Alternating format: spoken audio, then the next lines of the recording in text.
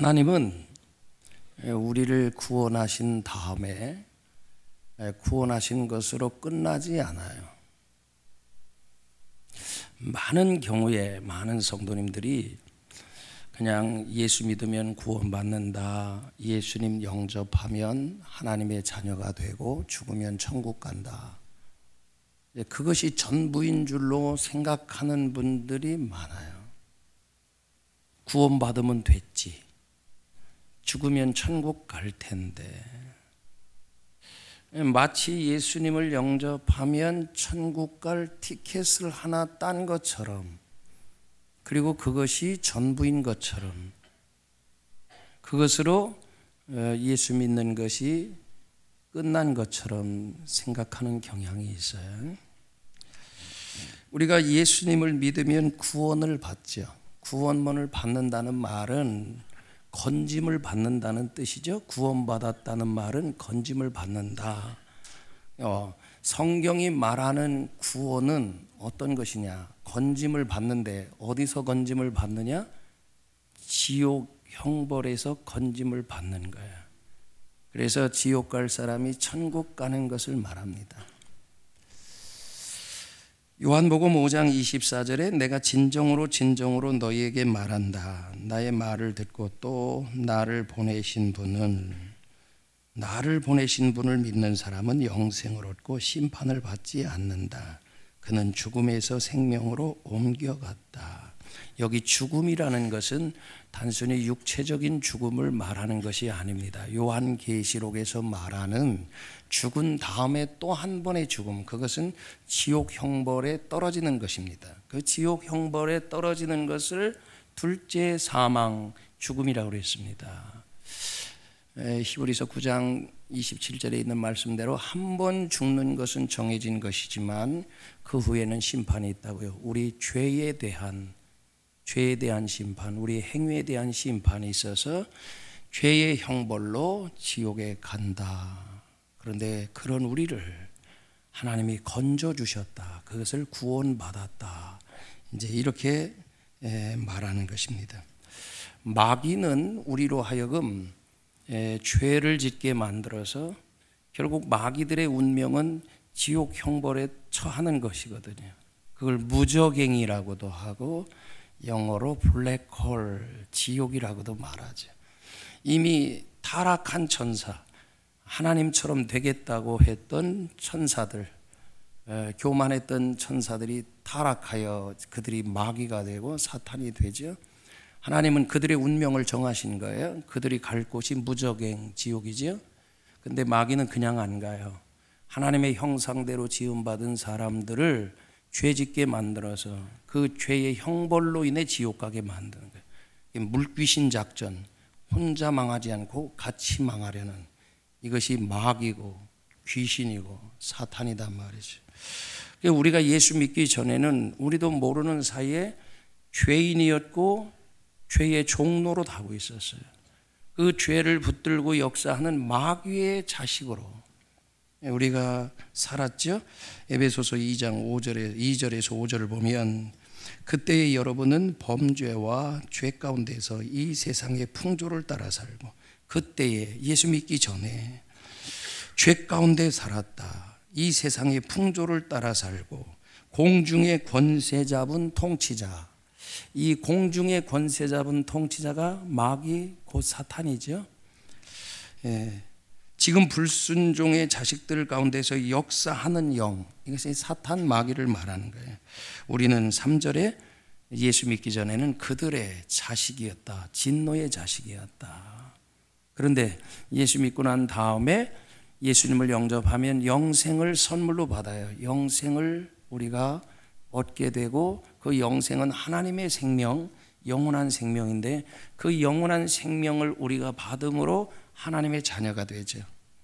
하나님의 생명이 우리 안에 들어와야 하나님 자녀가 되는 거예요.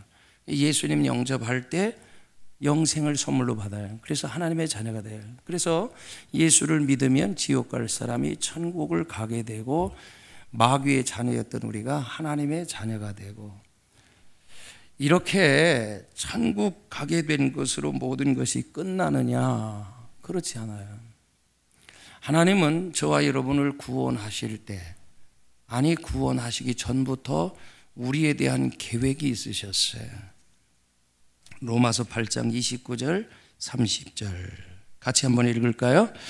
하나님께서는 미리 아신 사람들을 택하셔서 당신의 아들의 형상과 같은 모습이 되도록 미리 정하셨으니 이것은 그 아들이 대가족 안에서 맏아들이 되게 하시려는 것입니다. 그리하여 하나님께서는 이미 정하신 사람들을 부르시고 부르신 사람들을 의롭게 하시고 의롭게 하신 사람들을 또한 영화롭게 하셨습니다.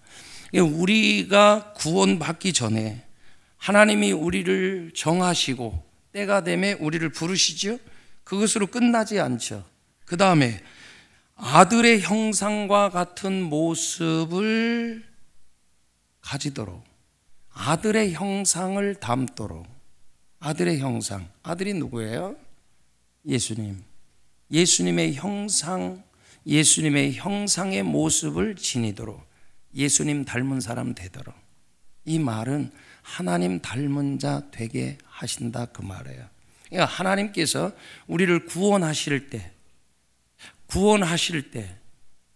우리를 구원해 놓는 거로 끝나지 않고 자기 닮은 자녀를 만들기로 이미 결정하신 거예요. 하나님은 영으로 계시기 때문에 우리가 하나님을 볼 수 없어요. 보이지 않는, 볼 수 없는 하나님을 닮을 수는 없잖아요. 그래서 그 영이신 하나님이 사람의 몸을 입고 이 땅에 오셨는데 그분이 예수님이세요. 그분이 하나님이세요. 그리고 하나님과 동등되신 분이에요. 예수님 안에 하나님의 신성이, 하나님 안에 있는 모든 것이 예수님 안에 충만히 거하신다고요. 그래서 제자들이 한 번은 예수님 보고 하나님 아버지를 보여주세요 그랬더니 제자들이 하는 말이 나를 본 자는 아버지를 보았다. 아버지를 보았다. 그래서 우리는 예수님을 통해 하나님을 보는 거죠. 하나님을 아는 거죠. 그리고 하나님을 닮아가는 거죠. 예수님을 닮는 것은 하나님을 닮는 것이다. 그러므로 하나님은 우리를 구원하실 때 지옥 갈 사람을 건져가지고 천국 오게 하는 것, 그것만이 아니라 천국을 오게 하실 때 하나님 닮은 사람 만들어서, 하나님 닮은 사람 만들어서 우리를 천국으로 인도하시는 거예요. 그럼 하나님 자녀인 우리가 하나님 닮은 자녀가 되게 하려고 하나님이 하시는 게 있어요. 우리를 훈련하세요. 우리를 교육하시고 훈련하시고 우리를 연단하시고, 우리를 훈련하시는 하나님, 우리를 교육하시고 훈련하시는 하나님, 우리를 단련하시는 하나님. 그래서 오늘 이 시편 66편의 그 하나님은 단련하시는 하나님이시다라는 것입니다. 단련하시는 하나님. 하나님은 우리를 만드셨잖아요. 이 우주 만물만이 아니라 우리 한 사람 한 사람을 하나님이 다 만드셨잖아요. 우리를 창조하신 하나님, 우리를 지으신 하나님, 손수 빚으시고 만드신 그 하나님이 우리를 잘 아세요. 내가 나를 아는 것보다도요, 그분은 나를 더 잘 아세요. 시편 139편을 보면요, 내 영혼 저 깊은 곳에 있는 것까지 하나님은 잘 아세요. 시편 103편 14절에 주께서 우리를 어떻게 지으셨음을 알고 계신다. 어떻게 지으셨음을 알고 계신다. 우리가 진토임을 알고 계신다. 하나님은 우리 체질을 다 아신다고요. 체질을. 그분이 만드셨으니까. 근데 그분이 우리를 잘 아세요. 그래서 잘 아시는 하나님이 우리를 잘 훈련시키실 수 있어요. 잘 다듬을 수 있어요. 그래서 오늘 본문 다시 보시면 그 하나님께서 우리를 시험하셔서 은을 달구어 정련하듯 우리를 연단하셨습니다. 우리를 그물에 걸리게 하시고 우리의 등에 무거운 짐을 지우시고 사람들을 시켜서 우리의 머리를 짓밟게 하시니 우리가 불 속으로, 우리가 물 속으로 뛰어들었습니다. 그러나 주께서 우리를 마침내 건지셔서 모든 것이 풍족한 곳으로 이끌어 주셨습니다. 하나님이 우리를 단련하시는데 어떻게 단련하시는가? 10절 보니까 은을 단련하듯, 은을 재련하듯, 오늘 여기 표준 세번역엔 정련하듯 이렇게 되어 있지만 개역 성경엔 단련하듯, 재련한다. 근데 어떻게, 우리를 어떻게, 11절, 그물에 걸리게도 하시고, 사람, 우리의 등에 무거운 짐을 지우기도 하시고, 12절, 사람들을 시켜서 우리의 머리를 짓밟게 하시고, 사람들을 통해 고통을 당하게 만들고, 억울함을 당하게 만들고, 배신을 당하게 만들고, 다양한 방법으로, 다양한 모습으로 하나님이 우리를 단련하신다. 이런 것, 걸려 넘어지게도 만들고 무거운 짐을 지게도 만들고 사람을 통해 고통을 당하게 하는 이 모든 일들이 하나님이 우리를 단련하시는 것이다. 단련하시는 것이다. 단련하는데 어디까지? 은을 단련하듯 강하게.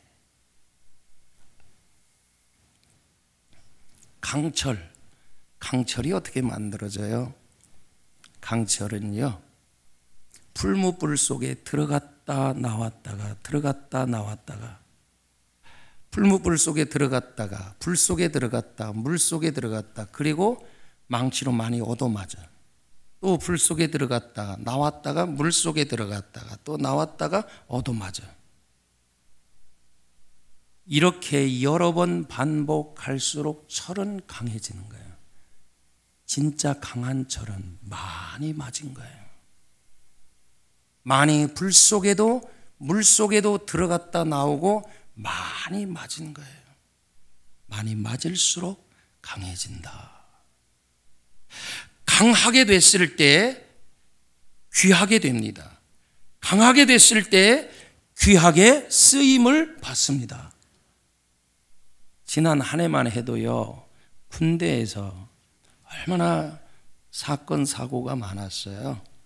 관심병사,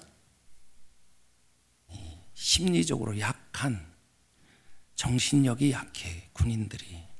그러니까 군대를 감당을 못하는 거예요. 훈련도 감당을 못하고 군대라고 하는 그 상황도 감당을 못해. 근데요, 건강한 젊은이는요, 군대 밥도 맛있어. 어디서 자도 상관이 없어요. 훈련 받을수록 좋아해. 더 강해지니까. 건강한 사람은 군대를 즐기고 누리는 거예요. 인생도 똑같아요. 인생도 똑같아요. 이번 토요일, 어제 토요일에 김승택 청년이 결혼을 했어요. 이 김승택 청년이 누구냐면, 우리가 상가에 있을 때 이 새벽기도 나온 다른 교회 성도님 아들인데 무릎에 종양이 생겼었어요. 그래서 그 젊은이를 위해 얼마나 기도를 많이 했는지 몰라요. 병원에 입원했을 때 신방 가기도 하고 안수해 주기도 하고, 근데 깨끗이 나온 거예요. 그래서 결혼을 한다고 그 전날 금요일 날 저를 찾아왔고, 그리고 어제 결혼을 했어요. 이 엄마가 때만 되면 찾아와서 인사를 해요. 목사님 감사하다고. 근데 그 어머니가 하는 말, 인생을 살아오면서 많은 고난과 역경을 경험한 거예요. 자기가 함께 신앙생활하는 교인들 가운데는 이 고난을 겪은 일이 없는 거예요. 산전수전 겪은 일이 없이 그냥 곱게 자란 사람들은 사람을 만나도 조금 힘든 사람 만나면 피곤해하고. 근데 자기는 이런 일 저런 일, 이런 사람 저런 사람 다 겪고 나니까 누구를 만나도 문제가 없대. 강하면 모든 것을 수용할 수 있고, 강하면 모든 것을 누릴 수 있는 거예요. 하나님 그래서 우리를 강하게 단련시키는 것이다. 단련시키는 이유가 여기 있습니다. 근데 그 하나님이 우리를 잘 아셔요. 우리를 지으셨기 때문에 우리를 너무 잘 아셔요. 기질도 아세요. 성품도 아세요. 우리의 약한 부분도 아신다고. 과거도 알고 현재도 알고 미래도 아셔요. 모든 것을 잘 아시는 하나님이시기 때문에 그분이 우리를 가장 잘 가르칠 수 있어요. 그 하나님은 전능하신 분이잖아요. 가장 잘 가르칠 수 있고 가장 잘 깨닫게 할 수 있고 우리가 버리지 못하는 걸 버리게 만들고 깨닫지 못하는 걸 깨닫게 만들고 그러면서 우리를 더 나은 인생으로 이끄시는 그런 하나님이십니다. 하나님, 우리를 강하게 다루십니다. 하나님은 사랑하면 사랑할수록 강하게 다루십니다. 온실에서 키우지 않아요. 광야로 내보내셔서 우리를 강하게 키우시고 그리고 난 다음에 부어주시는 축복을 깨뜨리지 않으면서 쓰임받는 하나님 사람 되게 만드세요. 출애굽기 13장 17절 이하에 바로는 마침내 이스라엘 백성을 내보냈다. 그러나 그들이 블레셋 사람의 땅을 거쳐서 가는 것이 가장 가까운데도 하나님은 백성을 그 길로 인도하지 않으셨다. 그것은 하나님이 이 백성이 전쟁을 하게 되면 마음을 바꾸어서 애굽으로 되돌아갈 거라고 하나님은 생각을 하신 거예요. 18절 그래서 하나님은 이 백성을 홍해로 가는 광야길로 돌아서 가게 만들었다. 돌아서 그들이 가고자 하는 길로 하나님이 가게 하시지 않아요. 이들이 가고자 하는 길로 가면 가나안은 보름이면 들어가요. 근데 그들이 가고자 하는 길에는 지중해 연안을 따라서 팔레스타인으로 들어가는 곳인데 그 지역엔 블레셋 군대, 블레셋 나라가 있다. 그들과 전쟁하게 되면 돌아갈 것이다. 주님은 알고 계시는 거예요. 싸우려고 하지 않을 것이다. 그리고 애굽으로 돌아가서 노예로 살겠다고 할 것이다. 하나님은 다시 애굽으로 돌아가게 하고 싶지 않은 거예요. 노예로 살던 조상적부터 노예로 살아왔던 그 노예의 삶으로 돌아가게 하고 싶지 않은 거예요. 노예로 사는 것이 얼마나 불행하고 비참한가라는 것을 하나님도 잘 아시니까. 그리고 그들로 하여금 자유를 주고 싶으시고 가나안 땅으로 이끌어들여서 복된 삶을 주시기 원하시기 때문에 애굽으로 돌아가는 걸 원치 않으세요. 홍해 광야길로 인도하셨다.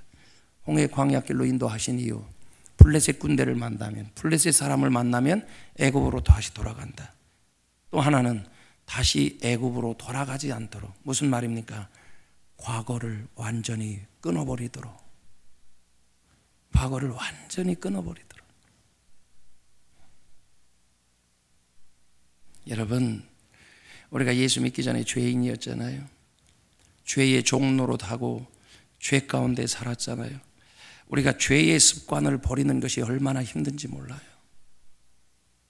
이스라엘 백성들이 노예로 살았던 노예 근성을 버리는 것이 어려웠던 것처럼 우리가 죄의 노예로 살았던 우리가 이 죄의 습관들을 버리는 것이 얼마나 어려운지 몰라요. 그런데 우리 스스로 버리기가 어려워요. 우리 스스로 버릴 수가 없어요. 그래서 하나님이 버리게 하는 거예요. 하나님이 버리도록 하기 위해서 홍해길로 광야로 인도하신 거예요. 여러분, 이들이 광야에 살면서도요, 어려운 일만 만나면 다시 애굽으로 돌아가자고, 애굽으로 돌아가자. 자, 이 과거를 정리하는 것이 얼마나 힘든가. 죄의 습관들 다시 그 길로 돌아가면 죄로 인해서 우리는 불행한 인생이 될 수밖에 없기 때문에 우리가 끊지 못하는 것을, 정리하지 못하는 것을 하나님이 정리하게 하시는 거예요. 그래서 홍해로 광야로 단련하시는 거예요. 우리를 단련하시는 거예요. 왜 광야 40년 동안 광야 생활을 하시는가?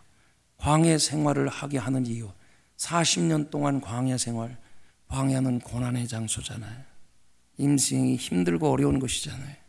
신명기 8장 2절 3절, 너희가 광야를 지나온 40년 동안 주 너희의 하나님이 너희를 어떻게 인도하셨는지를 기억하여라. 그렇게 오랫동안 너희를 광야에 머물게 하신 것은 너희를 단련시켜서, 광야 생활이 하나님이 단련하시는 거라고. 뭐를 훈련시키는가? 그 다음 말씀, 하나님의 계명을 지키는가 지키지 않는가. 하나님 말씀을 지키는 자로 훈련하시기 위해서. 3절 또 훈련하시는 게 있어요. 주께서 너희를 낮추시고 겸손케 하기 위하여.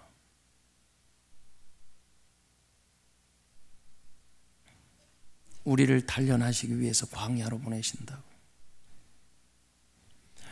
여러분, 우리 스스로가 겸손해질 수 있을 것 같아요?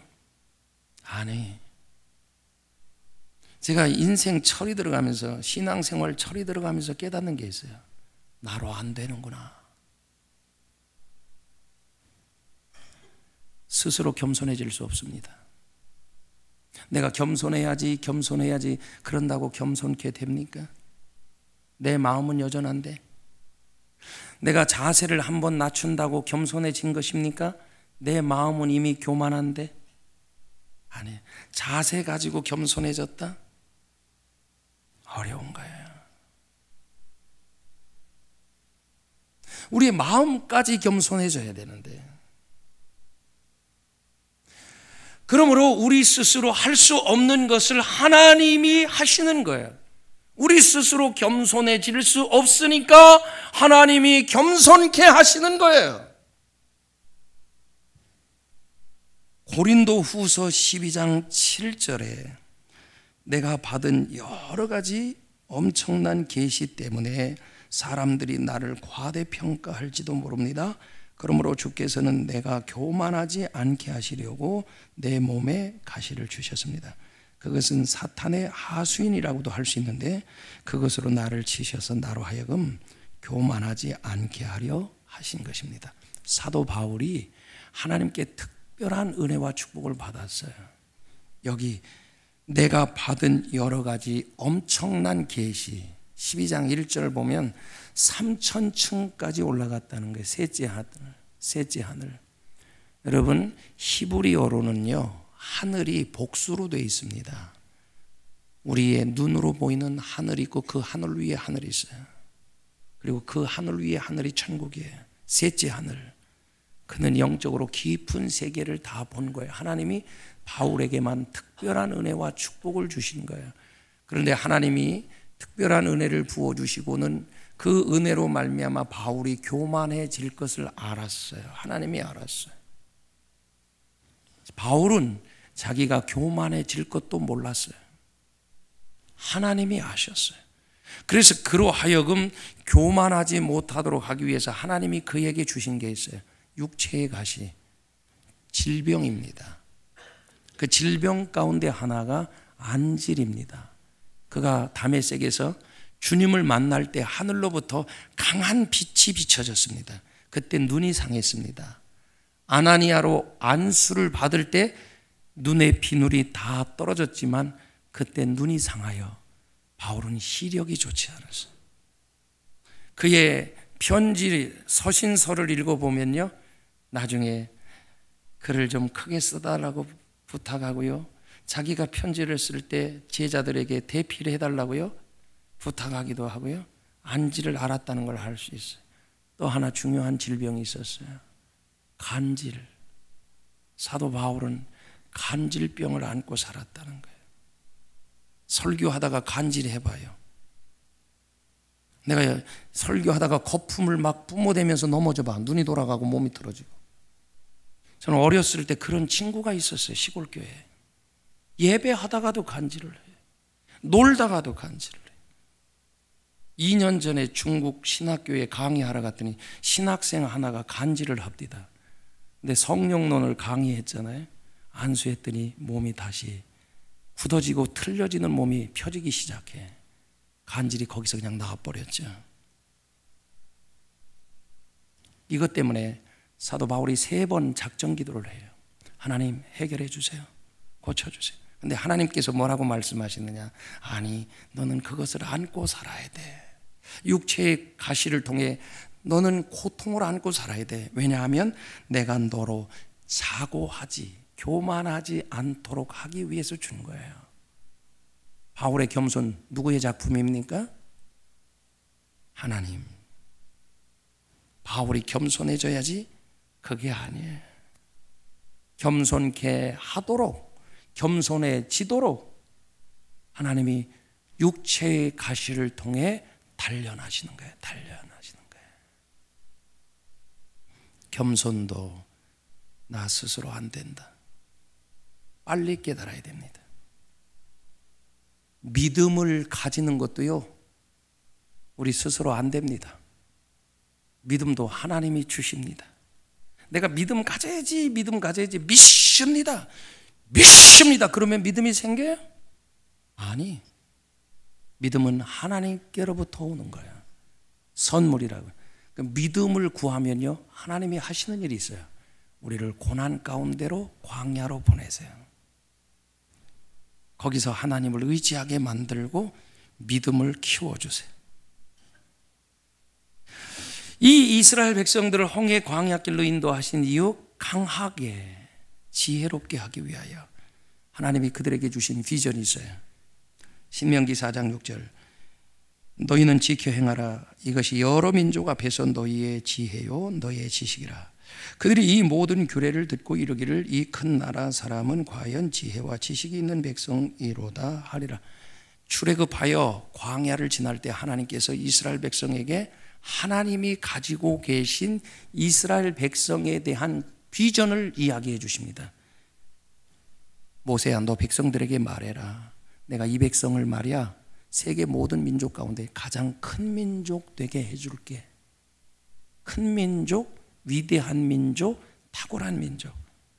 여러분, 애굽에서 노예로 살던 민족을 구원하신 다음에 구원하신 거로 끝나지 않고 구원해 놓고 너 내 맘대로 살아. 하나님 그렇게 하시지 않고 이 구원하신 이 백성들에 대한 하나님의 계획이 뭐냐? 세계 가운데 가장 큰 민족, 위대한 민족, 탁월한 민족으로 세우시는 것이 하나님의 계획이에요. 그걸 가르쳐 주세요. 그 탁월한 민족, 큰 민족은 어떤 민족이냐? 지혜와 지식이 있어야 된다는 거예요. 근데 그 지혜와 지식이 어디에 들어있느냐? 이 하나님의 말씀. 그래서 그들에게 율법을, 모세를 통해 율법을 주시면서 이 하나님 말씀을 주시면서 이 말씀을 주야로 묵상하고 이 가운데 기록한 대로 다 지켜 행하라. 그리하면 이것을 지켜 행하라. 그리하면 너희는 지혜와 지식이 있는 백성이 되리니 세계 모든 민족 가운데 큰 민족이 되리라. 탁월한 민족이 되리라. 하나님 말씀을 지키는지 지키지 아니하는지, 하나님의 말씀을 지키게 만들어서 지혜와 지식이 있는 강한 백성, 강한 민족을 만들어 그들로 하여금 하나님께 쓰임받고 축복을 누리도록 하려고 하나님은 그렇게 광야로 인도하셨다고요. 거기서 그렇게 단련하시는 거라고요. 아멘. 하나님이 더 잘하세요. 그런데 학교에서 학생들을 가르칠 때 교과 과정을 누가 짜요? 우리 여기도 선생님들이 몇 분 있는데 교과 과정을 누가 짜요? 선생님이 짜죠. 왜? 학생에 대해서 선생님이 더 잘하니까. 이때는 요걸 가르쳐야 돼. 이때는 요걸 가르쳐야 돼. 이때는 요걸 배워야 돼. 이때는 이걸 배워야 돼. 교과 과정을 선생님이 정하는 거예요. 학생들의 수준을 잘 아니까. 하나님도 마찬가지다. 훈련 프로그램을 누가 정해요? 하나님이 내게 맞추어서 나를 잘 아시니까. 오늘 내가 처한 환경이, 내가 만난 모든 일이 하나님의 훈련 프로그램이단 말이죠. 나를 잘 아시는 하나님이 필요하기에 이끄시는 거예요. 그럼 학생은 어떻게 하면 되죠? 그냥 전적으로 선생님을 신뢰하면 돼. 선생님이 알아서 잘 짜주시는 거야. 내 수준에 맞게 잘 짜주시는 거야. 나는 선생님을 신뢰하고 가르침을 받아들이고 가르침에 따르면 되는 거예요. 순종하면 되는 거예요. 마찬가지예요. 신앙생활도 하나님 나보다 나를 더 잘 아셔요. 나를 단련하시는 그 하나님, 그분이 나를 더 잘 아시기 때문에 그분이 내게 허락하는 모든 일을 나는 다 그분을 온전히 신뢰함으로 받아들이는 거예요. 그리고 믿고 따르는 거예요. 이게 신앙생활입니다. 아멘.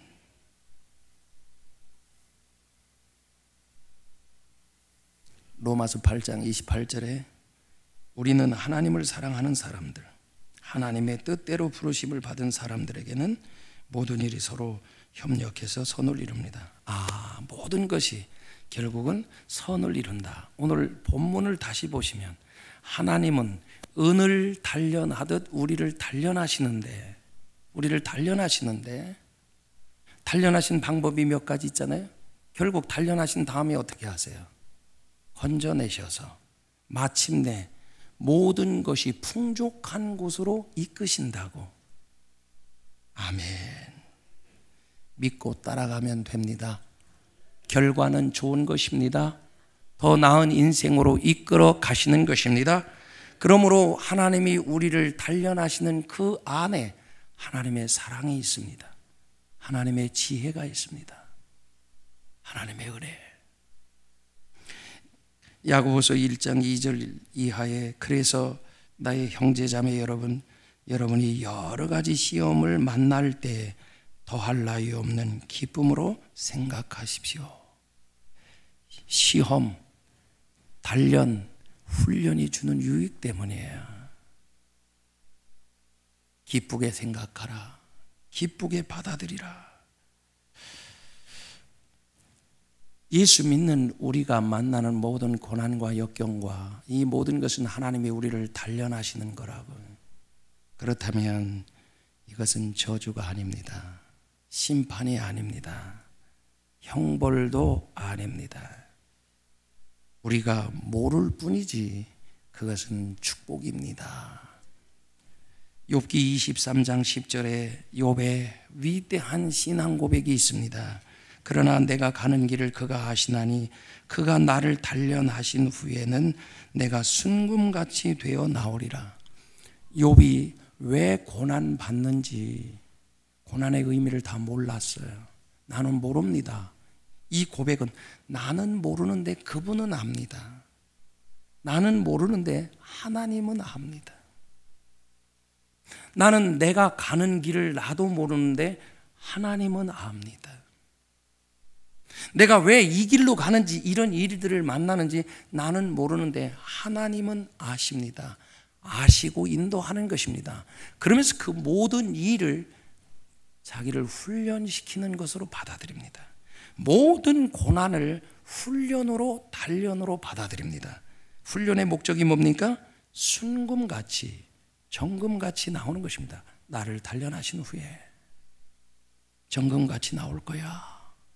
여러분 다 이해하지 못하면서 하나님이 아신다고, 하나님이 오롯이다고, 하나님은 선을 이루신다고, 하나님은 오롯이다고, 하나님은 선을 이루신다고, 하나님은 다 아신다고 생각하면서 하나님을 온전히 신뢰하고 이것은 나를 훈련하시는 건데 마지막은 유익할 거라고. 이 고백이에요. 얼마나 위대해요. 하나님 감동받으실 만하지. 그러면서 하나님께 더 가까이 나아가는 거예요.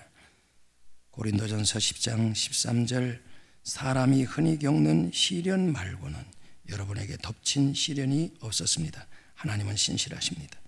그분은 여러분이 감당할 수 있는 능력 이상으로 시련 겪는 것을 허락지 않습니다. 감당할 것만 주신다는 거야. 감당할 것만. 우리를 잘 아시는 하나님이 감당할 것만 주신다는 거예요. 겁먹지 마세요. 약해지지 마세요. 우리 강한 사람들입니다. 감당해낼 수 있습니다. 우리가 이러한 하나님의 계획을 알고 온전히 신뢰하고 믿고 따라가는 것이 얼마나 중요한지 몰라요. 고린도전서 10장 10절, 여러분은 그들 가운데 어떤 이들이 불평한 것과 같이 불평하지 마십시오. 이스라엘 백성을 두고 하는 말입니다. 저들은 광야로 인도하신 이유가 하나님의 단련하신 후에 가나안으로 이끄시기 위해. 그런데 이들은 그 뜻을 몰라서 불평했어요. 그 다음 말씀, 그들은 멸망을 당했습니다. 불평하다가 망했다. 불평하다가 망했다.